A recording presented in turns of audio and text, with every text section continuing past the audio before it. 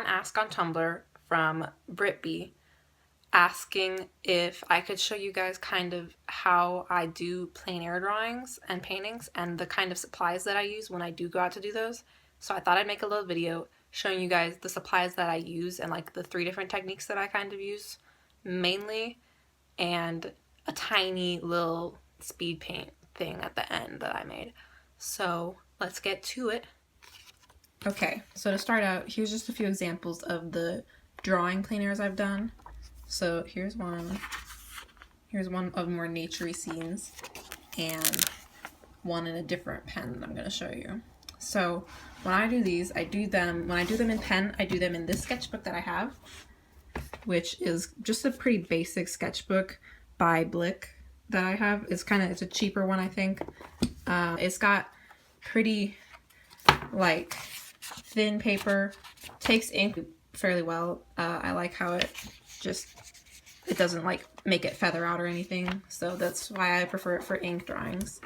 And the pens that I use, so my approach, usually I like to just go straight in. My favorite pen is this calligraphy pen that's got double sides by Double Kneader, and it's got a smaller side that focuses, and getting ink on my hand, a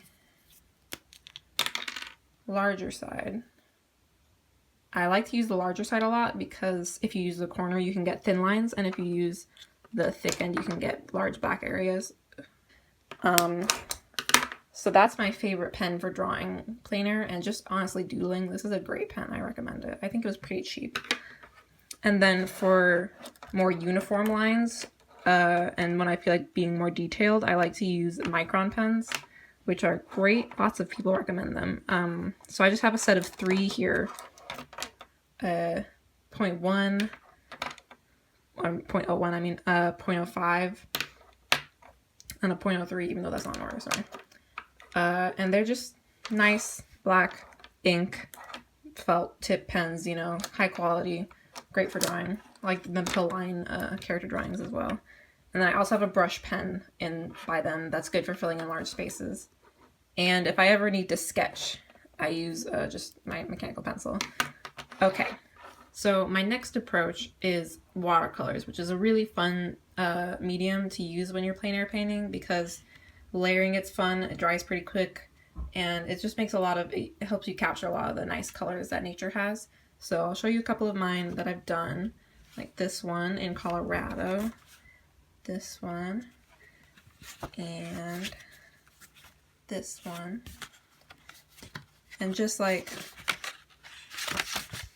so I like to do these a lot, and this one I have recorded a little bit later in this video, but I do them in my trusty moleskin. I need to put more stickers on it, but it's just a normal landscape watercolor moleskin. They're super high quality. Everybody recommends moleskins, you know. I bet you've heard. They're expensive, and I was really excited when I bought my first one because this is my first one, because it made me feel really fancy. And the paper is lovely, nice, good for all sorts of painting. I do gouache in it sometimes too, which I'll talk about next. But it's just a really good high quality paper, good high quality sketchbook. So the supplies that I use for watercolor painting, I keep in this cute little thing I got. Kind of an investment. I think this was like somewhere between $20 and $30, but it's great for painting and carrying your painting supplies because I keep my brushes for gouache up here, and but my main stuff that I keep for watercolor is I keep a little tube full of water. Very nice. I think I just got it at a Blick art store. Easy peasy, very cheap. A rag, just like a torn up t-shirt that I cut up. My last one got really dirty, so this is a pretty fresh one. And my trusty little watercolor set. I use Winsor & Newton, the cheaper version. I forget what that's called. I'll put a link in the description. But let's see if I can open this. Okay, so this is my watercolor set. It's got like a great selection of colors. I got this bigger one. I used to have a smaller one with less colors, but I couldn't get the bright colors that I wanted, so I got a bigger one. kind of expensive. I feel like they're around like $40, which I mean, cheap for art supplies, but you know. But yeah, so this is great. I always just use this tiny brush that it came with because it's a nice sable hair Winsor & Newton portable brush. Perfectly normal size, great for the paintings I do, and I don't want to bring in my nice watercolor brushes with me outside because I don't want them to get hurt because I protect them with my life. So yeah, that's my palette and my paints, and I keep them in here, and they fit fairly neatly. I just zip it up and put it in my backpack when I need to. Before I do the actual watercolor paintings, I will use either a mechanical pencil to sketch or this pencil, which is just a normal mechanical pencil that I filled with red lead. So if you can see here, it's red. You can just buy that at an art store or the internet or whatever. I'll probably put a link in the description for that. But I also have one of these just as, again, just a random mechanical pencil I bought. I don't really care for the brand, but this one's Graph Gear. That's got blue lead in it, which is also great. I kind of just choose whichever color I'm feeling at the moment. So I prefer that, but I do sometimes just use a normal pencil. This brand, Aristo, is my main just normal mechanical pencil. 0.5 because I like the thinness of that line. I used to have 0.7, but it was a bit too thick for me. So those are my mechanical pencils. And then the most challenging form of plein air for me to pick up was using gouache, which I've only been using for I think a year or two now, but at this point I absolutely love it. It's pretty tricky in my opinion to learn at first, but once you get the hang of it, it's great. I love it. So this is it in my moleskin, which is very nice for gouache, but I also have this other sketchbook that I absolutely love for gouache. This isn't a finished piece, but it's a recent one, and this is a multimedia sketchbook by, here's my sticker collection, by Stillman and Byrne. It's from the Alpha series, which is a more multimedia piece of paper, and it is fantastic for gouache and watercolor. I also use it in watercolor paint sometimes. Like this is a gouache piece that I did. I haven't done as many gouache in this because I've gotten it recently, but like here's a plant that I painted in gouache, and I highly recommend this sketchbook. It's great quality paper, thick enough to hold the paint, doesn't bleed through. Watercolor works great in it as well. You can do things on either side of the paper. It works fantastic, and I don't think it was too expensive. I think it was about $20, maybe less. So that's the sketchbook. And then the supplies that I use for painting in gouache, I have this little setup. I also use this tube. Again, very useful when I'm doing it. And I will put these in here when I'm painting with gouache. I kind of just choose which ones. So they fit in, wait, that's not how they fit in. They fit in pretty neatly like this. And then I stick this on top. And I take my rag with me and I zip it all up. Works great. So what I have here is I have a porcelain palette that I got. I think I ordered it from Blick. And it's very useful. I would have preferred just a plain dish, I think, but I couldn't find any anywhere that were easy to get a hold on, so this one works fine. But just having a ceramic kind of palette is great for gouache. It's easier to clean off, and it feels much nicer with the paint than like plastic or whatever other palette material you might use. And then this is my homemade gouache palette. I keep it taped down because gouache, when it's dry, it kind of cracks up and it'll fall everywhere if you don't tape it down. So I tape it down with, sorry, it comes off on my own. It's not perfect. It's homemade, as I said, but I tape it down with this little swatch that's kind of gotten rather messy at this point, but it works. So this is my little selection of paints. Kind of messy, but it works for me. It's just a mint tin like you would see fancy organic mints, because you know I like those.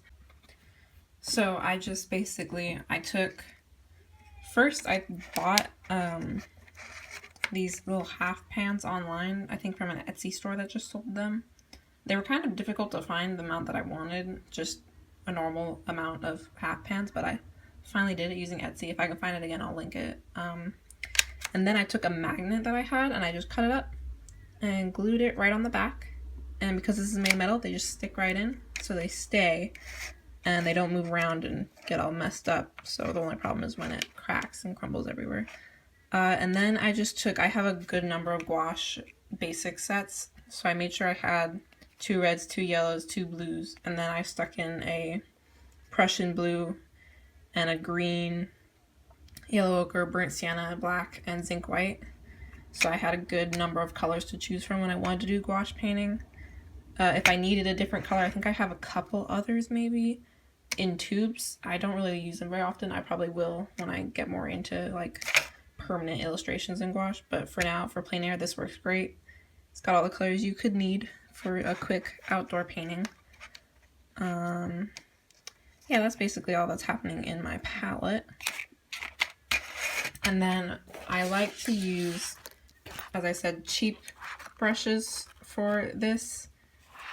For gouache, I use, my favorite one is one I got on discount at a random art store in like Seattle.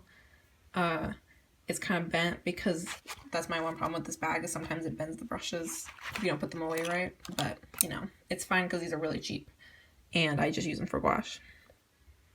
So basically, this brush has a diagonal slanted tip, and so you can use the point of this end for making details and the flat end for making large areas. And basically, I use this for basically entire paintings because it's so versatile, and it's really good for gouache. And because gouache runs down like on the bristles a lot, you will have to replace them eventually, pretty more often than watercolor or oils, I think. So that's why I just use cheap ones, because they work just fine. Like, you don't need fancy brushes for gouache. But I also sometimes use these cheap round ones, or a smaller round one, or these flat ones. Basically just whatever feels like I need at the moment. Yeah. Oh, I also bring a white along with me. Titanium white is a more opaque white. Good for making just white marks on your painting and like heavy light layering. But zinc white is better for extending the color, like making it more opaque without dulling it down. I just usually just use titanium because I don't mind it being dulled down. And I have a big tube of titanium because I thought it would be useful, because I didn't come with titanium in any of my other sets of gouache. So I have that, and I take it everywhere with me because I squirt it into here so I can use it when I'm mixing the colors. Yeah. And I stick everything in my nice little backpack that I have. Ooh, that's a bad noise. It's floral. Works for me. Nice little backpack. I think I got it on Amazon. Not really art supplies, but I like to have it for carrying my art supplies everywhere I go. And yeah. Sometimes I bring some masking tape because it makes it so you can just quickly make an edge so it looks more uniform, and I'll just stick it in my bag with my paint supplies. But I don't always bring it because sometimes it's nice to just have a chill painting just all over the page. And yeah, so now we will see a quick, I recorded a little bits of a watercolor painting I did the other day so I could put something at the end to kind of show how I do it in the actual world. So yeah, we'll get to that now.